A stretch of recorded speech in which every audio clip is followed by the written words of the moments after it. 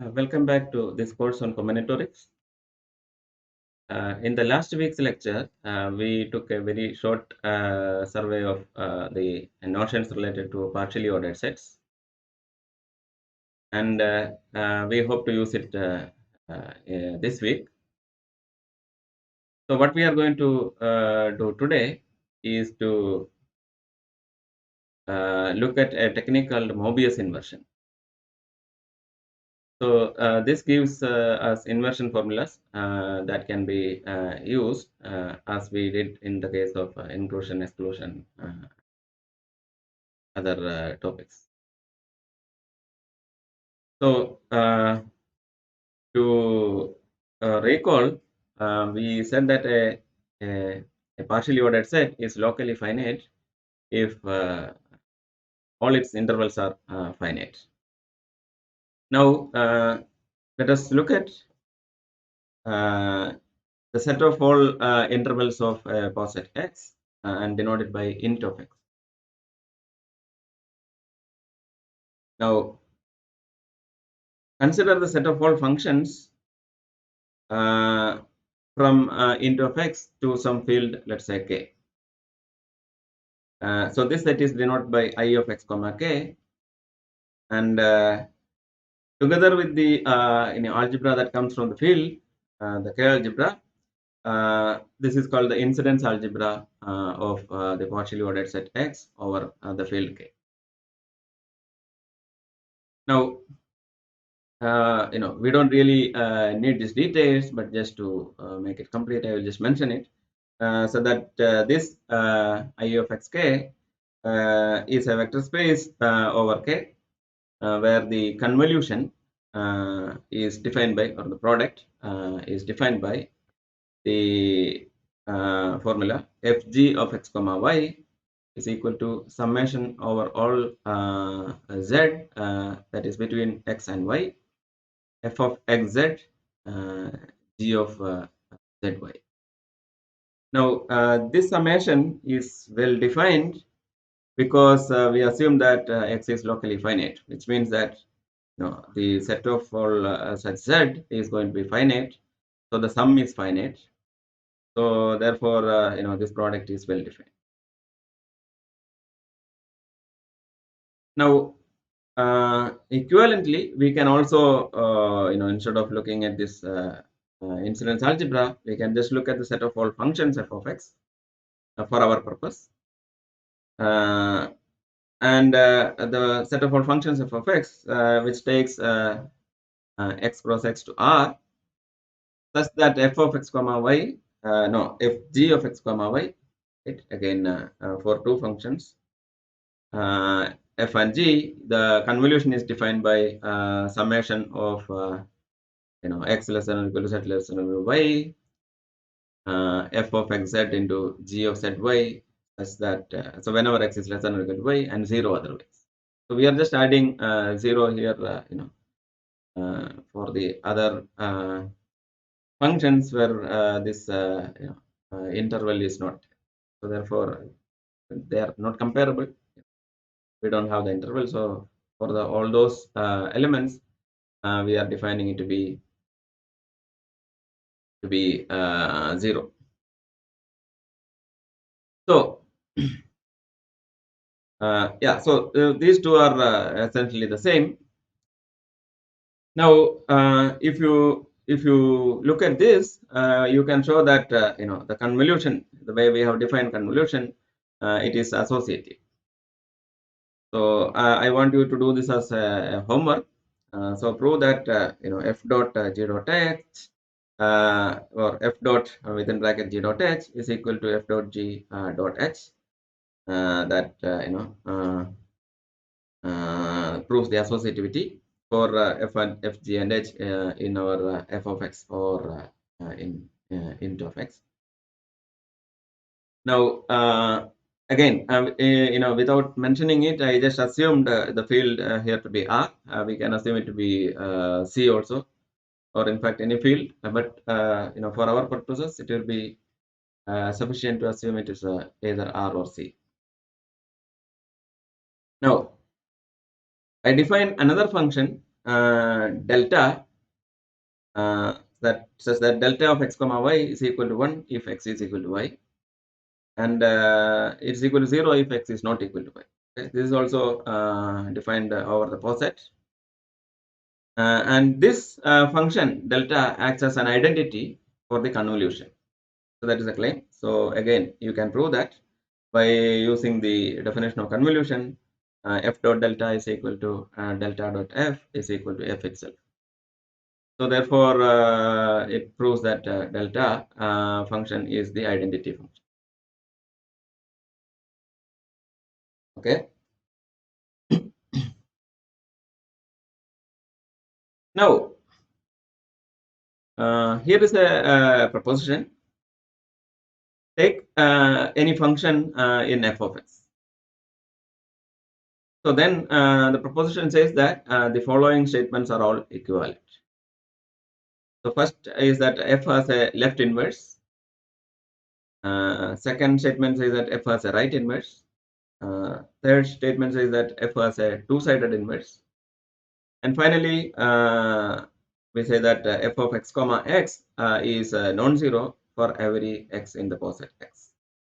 So all these statements are equivalent. So that is the proposition. So how do you prove this? Well, let us look at the first one of the cases. Let's say f has the right inverse called g. Now, if f has a right inverse g, then that means that the convolution product fg is delta, right? By the definition of right inverse, and this is true if and only if. So when is fg is equal to delta, which means that fg of x comma x is equal to delta of x comma x, which is 1 by the definition. Delta of x comma x is equal to 1.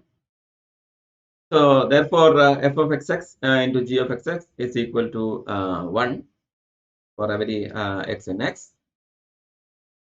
And then g of x comma y is equal to negative summation x less than z less than or equal to y, f of xz into g of zy divided by f of x comma x for every x strictly less than y in x.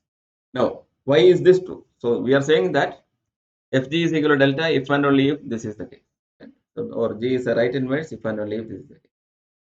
Now, why is this? Well, just look at the definition of the convolution product. So if you look at the convolution product, we have fg is defined to be summation. What is that? Fg is summation overall x less than or equal to z less than or equal to y, right? Fg of x comma y.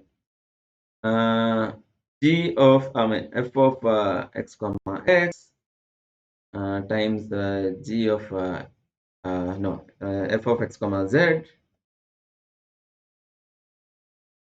f of x comma z times g of z comma y, right? Now this is f of fg of x comma y. So by definition of the convolution product. So if you have fg of x comma y, fg is delta, right? That is the assumption. Fg is delta. Now if fg is delta, then fg of x comma y is equal to delta of x comma y. But delta of x comma y is equal to 0 if x is different from y, and therefore if x is different from y, this is equal to 0, right? Equal to 0, x not equal to y, right?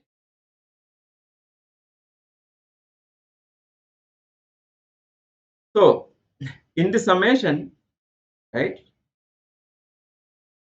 the first term is f of x comma x, right? When z is equal to x, then g of x comma y, right? So you take that sum, that keep that term on the left side and move everything to the right. So what is the remaining thing? That is summation x less than z less than or equal to y, f of xz into g of zy.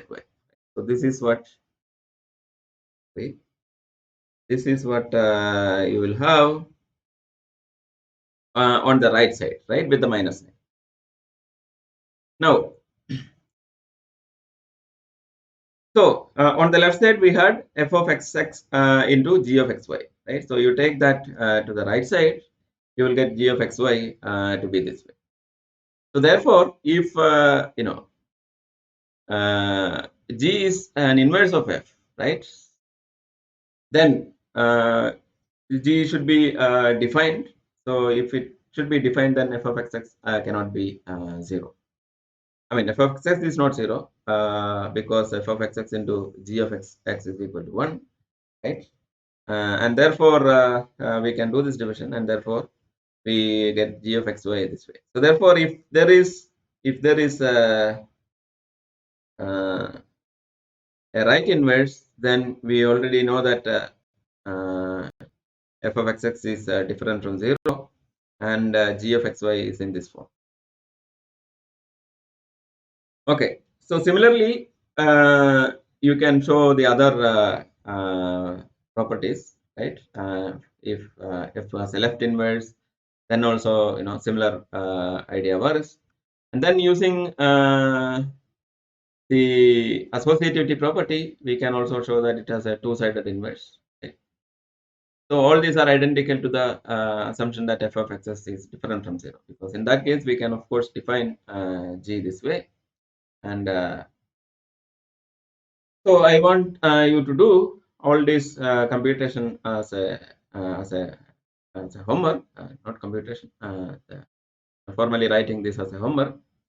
So complete the proof by showing the existence of left inverse, and then using the associative law that these inverses coincide. The left inverse and right inverse coincide. Now we define one more function. So we already defined delta function. So we are going to define another function, zeta function. So the zeta function of a poset is defined as follows: zeta of x comma y is equal to 1 whenever x is less than or equal to y. Zeta of xy is equal to 1 whenever x is less than or equal to y, and it is 0 otherwise.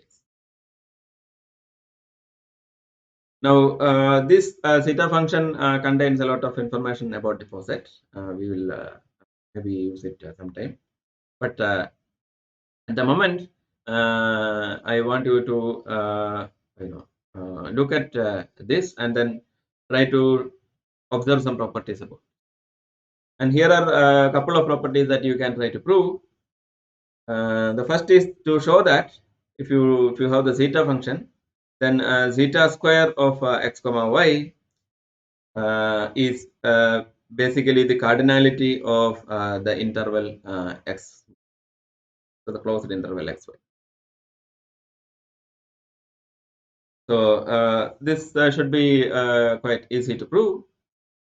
Then you can also prove that zeta minus 1 whole raised to t of x comma y counts the number of chains of length t from x to y. So look at these two functions, zeta square and zeta minus 1, and then look at the properties and then show that these properties are indeed the case. So this is a homework. Now one observation is that the zeta function must have an inverse, right? Because by the earlier property where we proved that if the function f of xx is different from 0, right, then it is invertible. So here we have defined zeta of xx is because x is comparable to itself, right? Zeta of xx is equal to 1, so therefore it is different from 0, and therefore the function has an inverse. Now we define the inverse of zeta function and call it to be mu. Okay. So by the definition of inverse, zeta mu of x comma y is equal to mu zeta of x comma y, which is equal to delta of x comma y. So delta is the identity.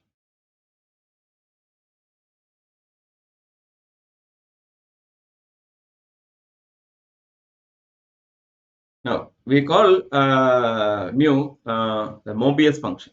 Okay? So the inverse of zeta function is called Mobius function, and we can see that mu of x comma y is actually equal to 1 if x is equal to y, and it's equal to minus summation x less than or equal to z strictly less than y, mu of x comma z if x is less than y. Now why is this? So if you look at the definition of you know the inverse here, right? So inverse was looking something like this, right? G of xy is equal to minus summation f of xz g of zy by f of xx. Right? Now, similarly, using that definition, we can try to see why this should be the case for the mu, right? The Mobius function. So how do you prove this? So to prove this, well, we can just look at the definition of the the convolution product, right? And the fact that mu is the inverse of zeta, right? So what is mu zeta of xy is delta of xy, right? So let us look at what is mu zeta of xy, right? So mu zeta of xy is summation overall by the definition x less than or equal to z less than or equal to y mu of x comma z into zeta, right? Zeta of z comma y, right? Which is equal to delta of xy, right?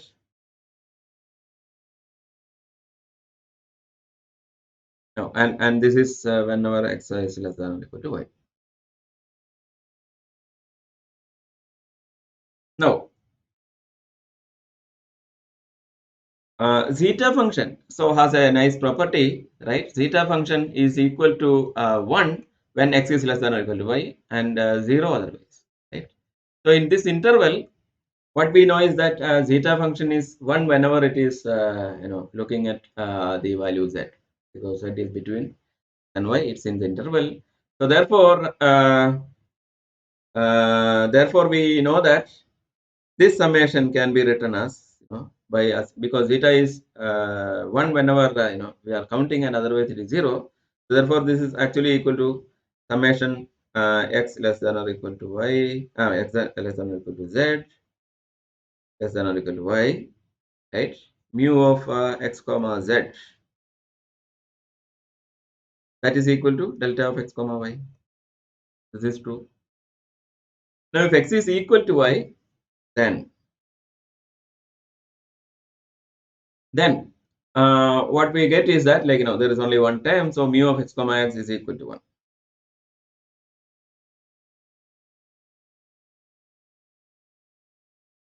Now otherwise, because it is delta of x comma x, right? Otherwise delta of xy is equal to 0. Otherwise delta is equal to 0.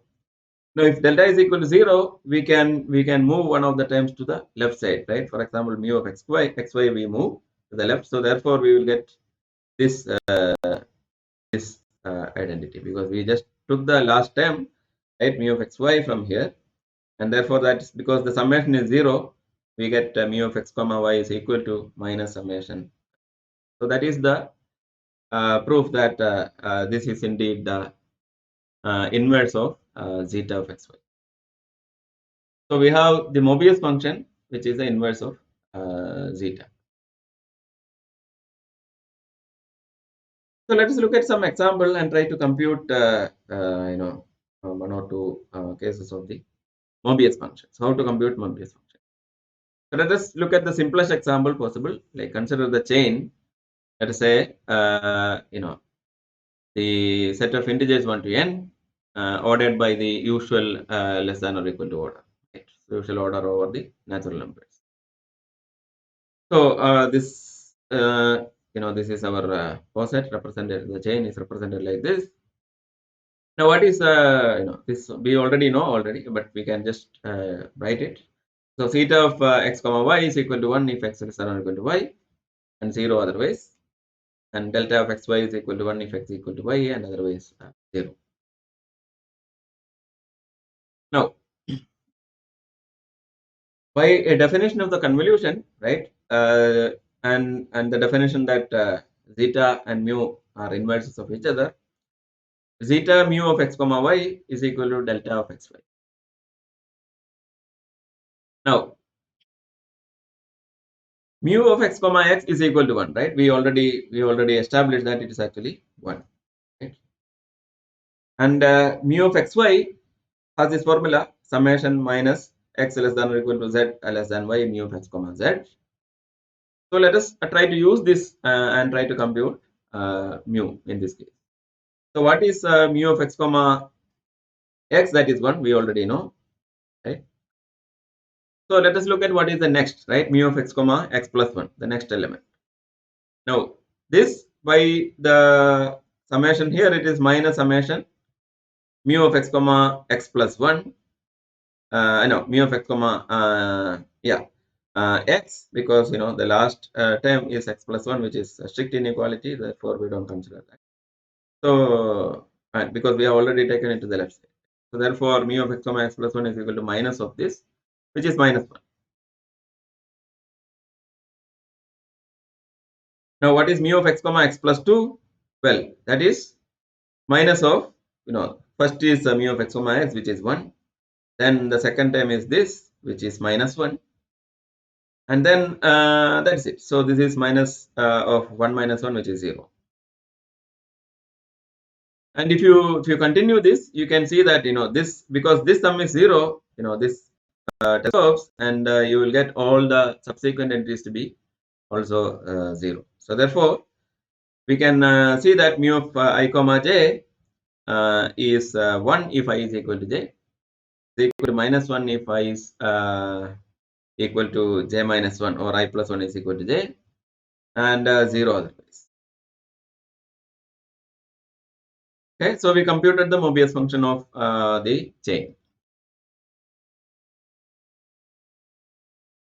One more example. Let us look at the Bernoulli poset Bn, which is the poset of all the subsets of an n-element set ordered by the inclusion.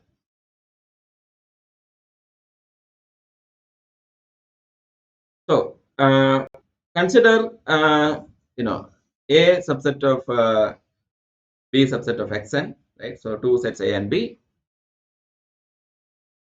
such that A is subset of B. Okay, this is also important. Now, our claim is that mu of AB is equal to minus 1 power cardinality of B minus cardinality of A.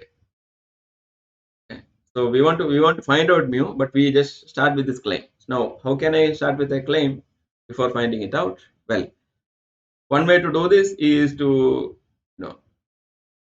start from the smallest, and then try to work out a couple of examples, right? Very small examples, and then try to see a pattern, and then you can conjecture it. So that is something you should try. Maybe take this without looking at this expression that is given. Try to come up with this prediction by looking at some example.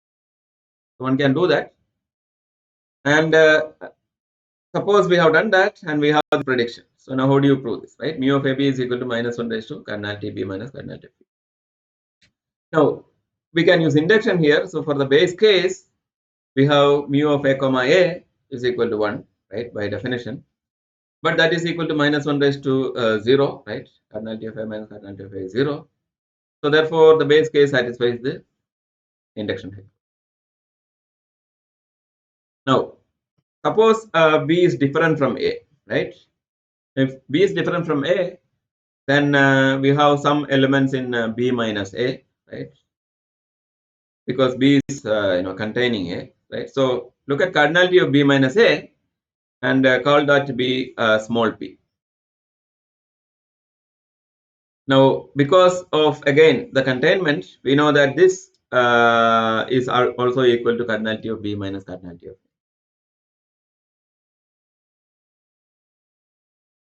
Now let us apply the induction hypothesis. So mu of a comma b is equal to, by the by the previous definition that we have, right?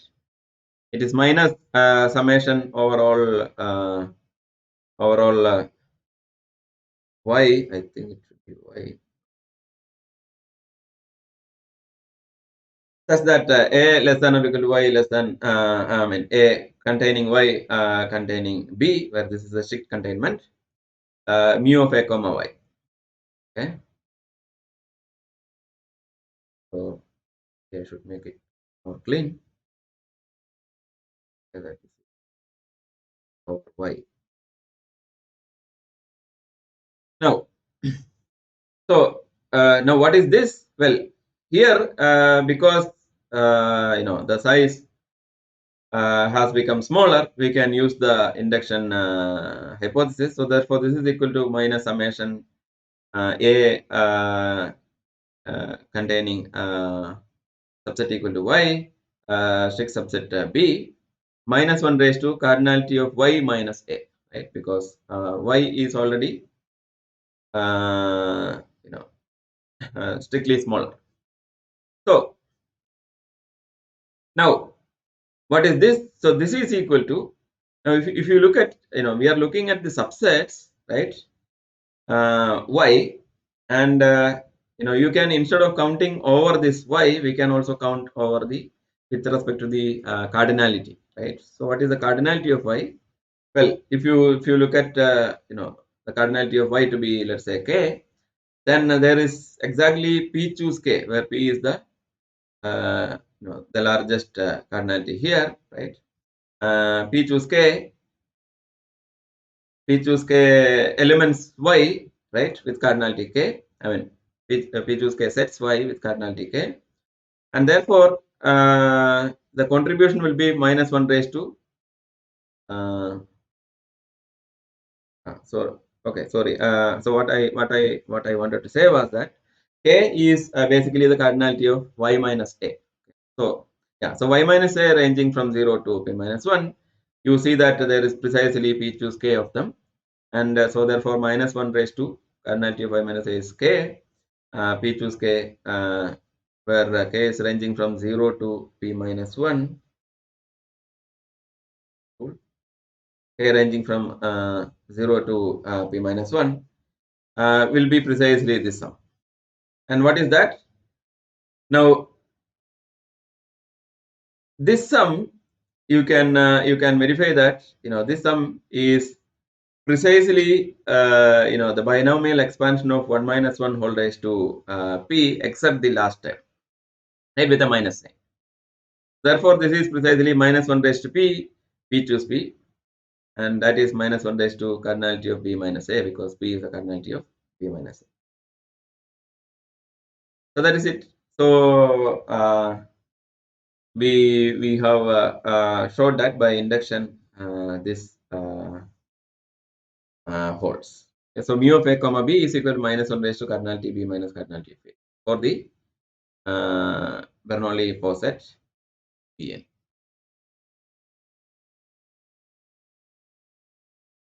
Okay, now as a homework, this is very important that you do this. Consider the poset over the positive integers n plus, ordered by the divisibility relation.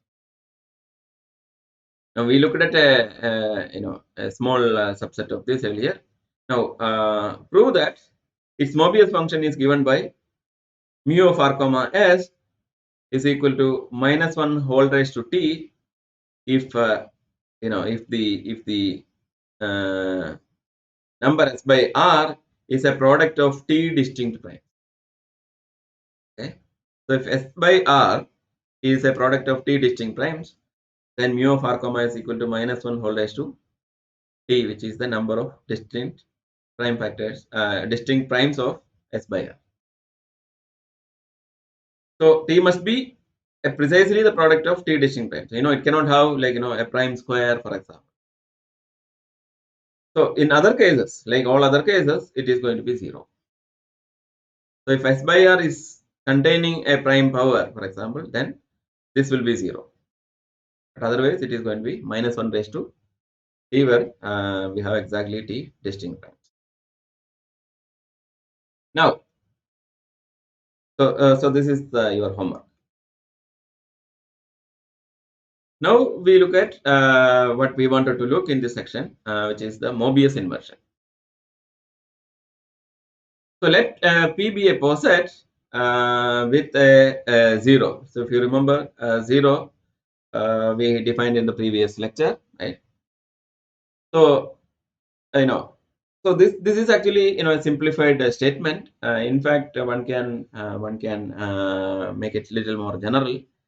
So what we really need is that the poset should have all its uh, primary principal order ideals to be finite. So what is the principal order ideal? Okay, I'm not going to write the definition, but to be brief, so if you take an element, right, all its all elements which is less than or equal to this must be also in the ideal. Okay, so that's an order ideal, and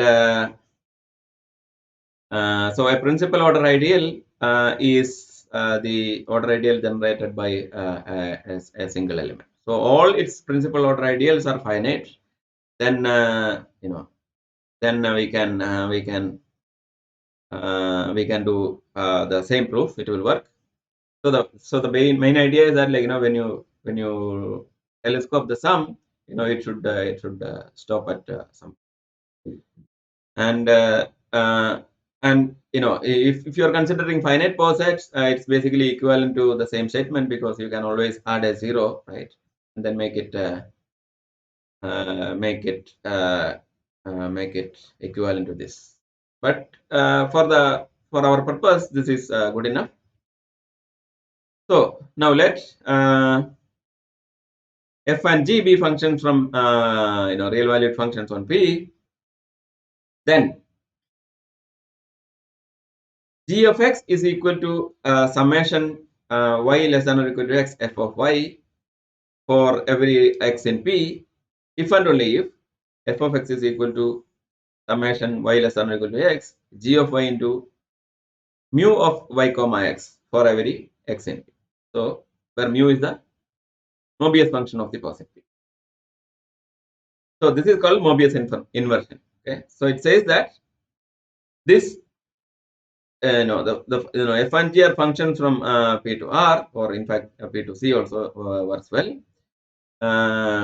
If and only if if whenever g is expressed as a sum of f this way, right? F is expressed as a sum in this way. So this result is called Mobius inversion, right? And this is quite easy to prove. So what we do is we just use the definition of the convolution product, and then just work out the detail. Okay, so just look at this. So the summation y less than or equal to x g of y into mu of y comma x. So what is that? This is, so that is what is given here, right? So we want to show that this is actually f of x, right? So g is given this way. We are going to show that this is precisely what is. So we'll start with on the right hand side, and then work it out, right? So this is basically what is that summation.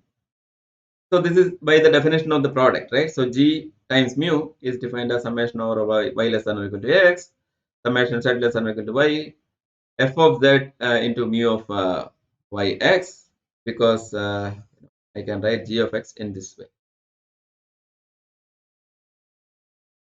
Now this is basically summation y less than or equal to x mu of y comma x. Summation overall z belong to be zeta of zy into f of z. So this is where the magic happens. So we use the zeta function here, because zeta function, as we observed before, is 1 precisely when z is in the interval that we want. Otherwise, it is going to be 0. So therefore, I can just add zeta here to do this. Now I can do a reordering of the summation, right? So changing the order of the summation, this I can write as summation z belonging to P, summation y less than or equal to x zeta of zy into mu of y comma x f of z. But now this one is in as a convolution product, right? And zeta and mu are inverses of each other. So therefore this becomes delta. Right? So therefore this is basically delta of z comma x. And so we get summation z belonging to P delta of z comma x into f of z. But delta function is precisely 1 when z is equal to x, and otherwise it is 0. So therefore the only one term it survives is when z is actually equal to x. So therefore this is actually equal to f of x. And that is precisely what we wanted to prove, right? So since all these steps are reversible, we yeah, so we get this identity. So how to use the Mobius inversion, right? So here is some example.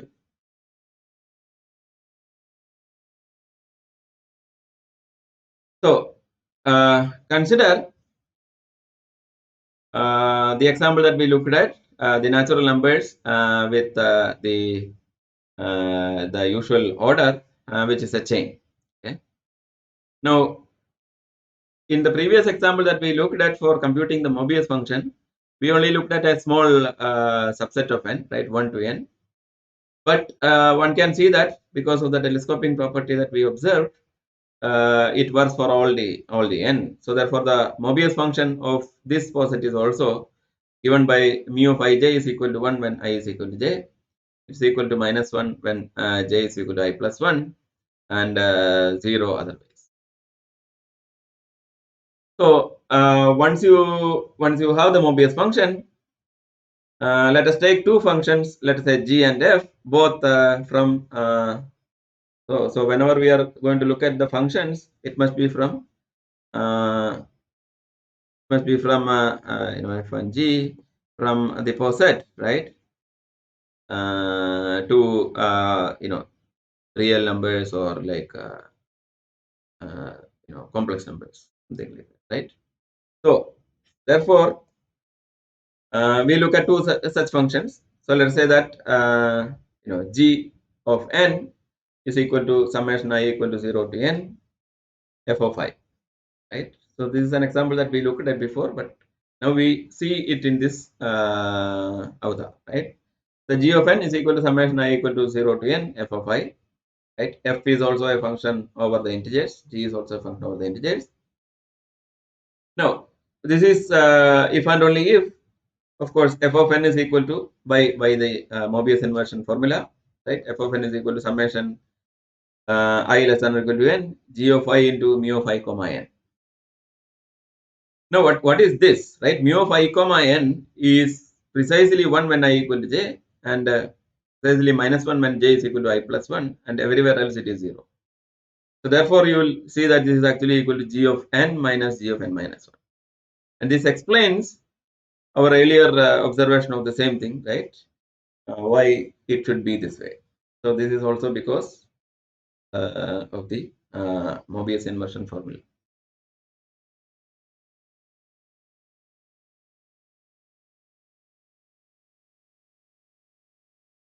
Another example, we can look at the positive natural numbers and plus together with the order divisibility order. Okay. So again, I asked you to derive the Mobius function of this. If you have done that, right, you would have found out that mu of r comma s is equal to minus 1 whole raised to t if s by r is the product of t distinct primes, and otherwise it is 0. Okay. So assuming that you have computed this, we can now continue, right? So now let f and g be functions defined over n plus, such that let's say g of n is equal to summation over all k the divisors of let's say, so this is n, not d. K divisors of n, f of k for every n in n. Okay, so g of n is sum over all the divisors f of k. Then Mobius inversion says that f of n is given by summation over all divisors of n, right? K dividing n, g of k into mu of k comma n, right? That is the definition of Mobius inversion, right? Now, suppose, so if you look at mu of r comma s, mu of r comma s only depend on what is s by r, right? So I can instead make it a one variable function by saying that mu of s by r, right, over the integers is equal to mu of r comma s. So the Mobius function can be written in just one variable in this case, and therefore let me write it as mu of s by r here. So therefore I get mu of n by k. So therefore I get f of n is equal to summation k dividing n g of k into mu of n by k. And this is precisely the classical Mobius inversion formula from number theory. In fact, this is probably the reason the name Mobius inversion stuck to this technique. That is a generalization of the classical Mobius inversion.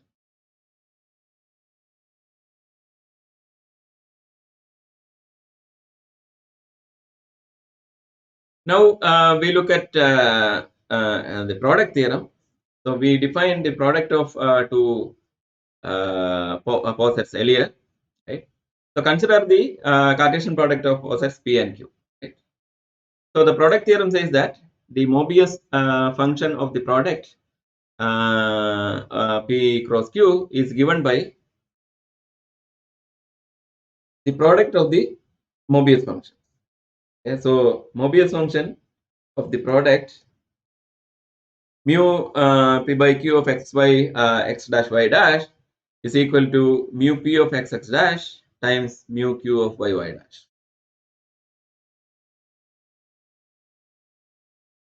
So the proof, I am omitting the proof here. It's very easy actually, but I can give it as a homework. So prove this above, and there are several ways of proving this. Okay? So one is by showing that so to show that this is indeed the product, you just need to show that it satisfies the recurrence, right? Or another proof method is by expanding this, right? We know what is this product, right? What is this with respect to the definition? We know what is the definition of this and this, right? As summations, and then you take the product of this and compare the coefficients and show that okay, they are also the same. So there are many ways of proving this. So I am omitting the proof, but you can work on this. How many different proofs you can come, and this is very very useful. Okay,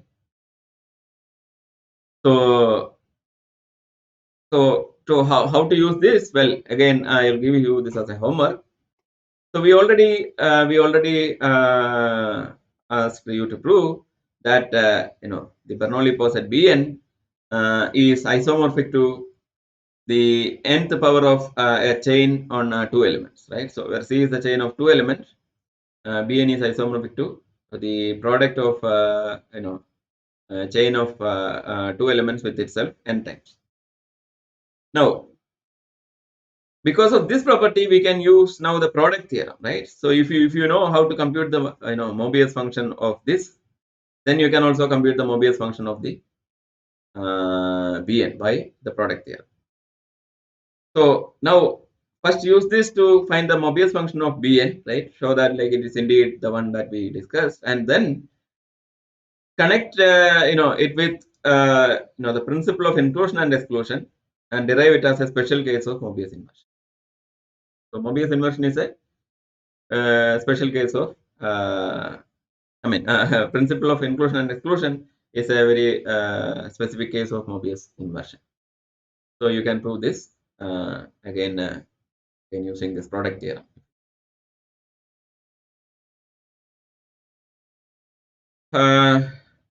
Another homework is to prove the dual version of Mobius inversion formula.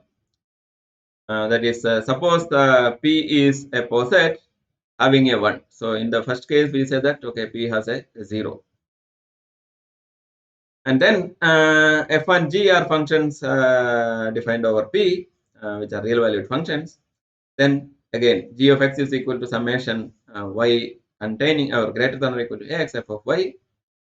If and only if f is expressed as summation y greater than or equal to x, mu of xy into g of y.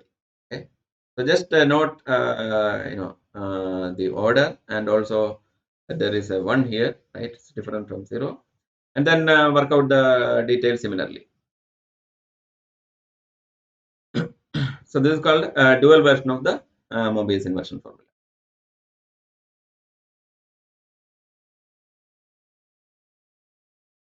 Now I want to wind up with a slightly different topic called involutions. It's a very brief introduction to involutions.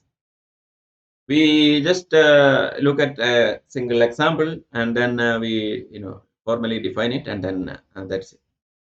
So let us look at an example. Suppose you are asked to prove this, something which you already done, right? Prove combinatorially the summation k is equal to 0 to n choose k into minus 1 raised to k is equal to 0. Okay, for n greater than or equal to 1. Now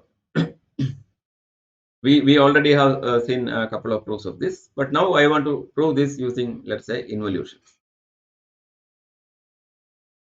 So what is involution? I will define soon, but for the time being, let us just look at the proof. So let me denote by x the power set of the set 1 to n, right? Which is the base set of the Bernoulli poset, right? So let us look at the set x, and then you take any subset of 1 to n, and then define the sign of the set S as minus 1 raised to the cardinality of S. Okay, so the sign of the set is minus 1 whole raised to its cardinality. So this I can define for every subset of 1 to n, or every element of the power set. Now for for any k, right, n choose k subsets S of the set 1 to n has cardinality k, right? That is by the definition of n choose k, right? That is what we call n choose k. And therefore, all of them have sign minus 1 raised to k, right? Minus 1 raised to k, because cardinality of S is k. So we have n choose k subsets with the sign minus 1 raised to k. Okay, so what I can write, the sum that we were looking at, summation over all the elements in X, sign of S is precisely summation k is equal to 0 to n choose k, because that many elements have sign minus 1 raised to k, right? So n choose k into minus 1 raised to k.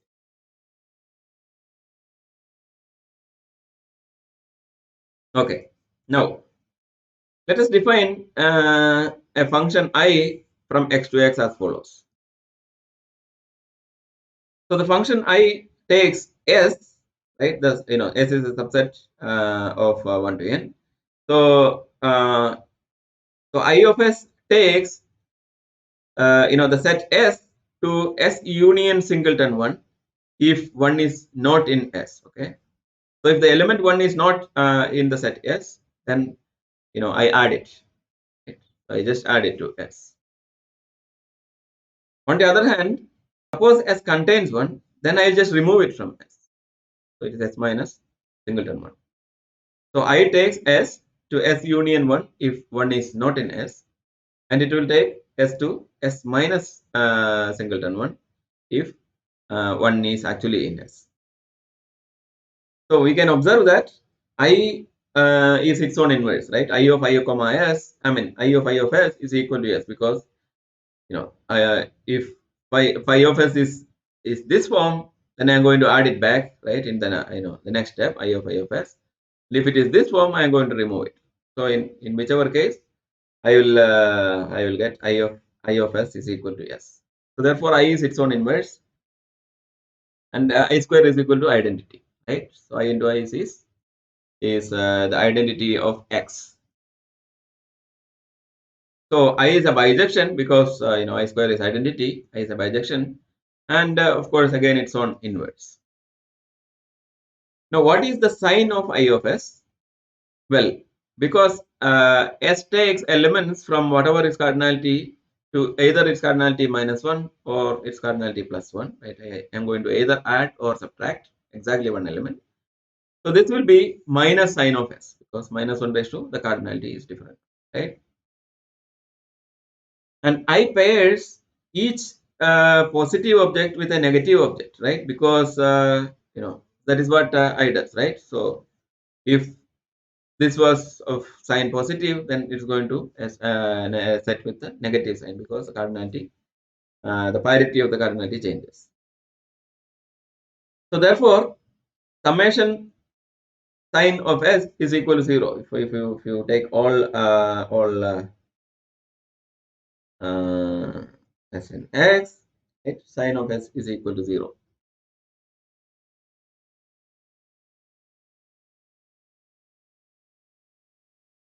And that is precisely what we had here, right? So that is precisely this thing.